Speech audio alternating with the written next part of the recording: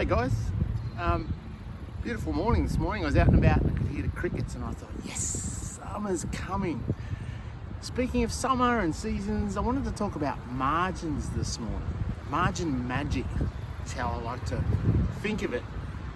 And fundamentally I heard it described once upon a time as the profit or the margin you make is what you save somebody else.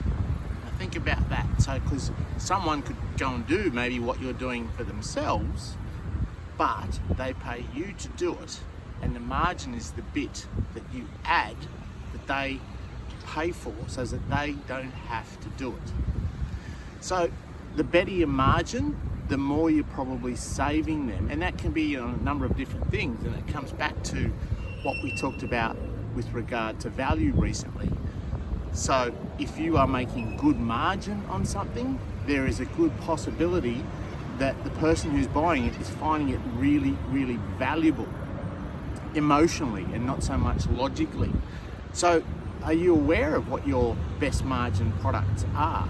Maybe you can be increasing your margin on some of these different things that you're working on, but honestly, margin magic, when I start to work with my clients, that's the first place we go, because I know it's easy cash.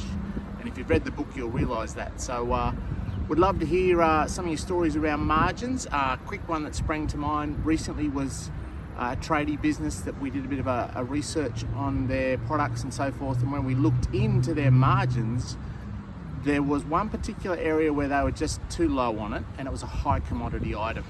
And we increased the margin fairly substantially, and look, no one even really noticed, but because it was such a high volume item, they ended up making about an extra, I think it was around 17 grand straight to the bottom line, just by understanding their margins. So have a look at your margins, and would love to hear some stories. Other than that, happy Friday, and have a great weekend.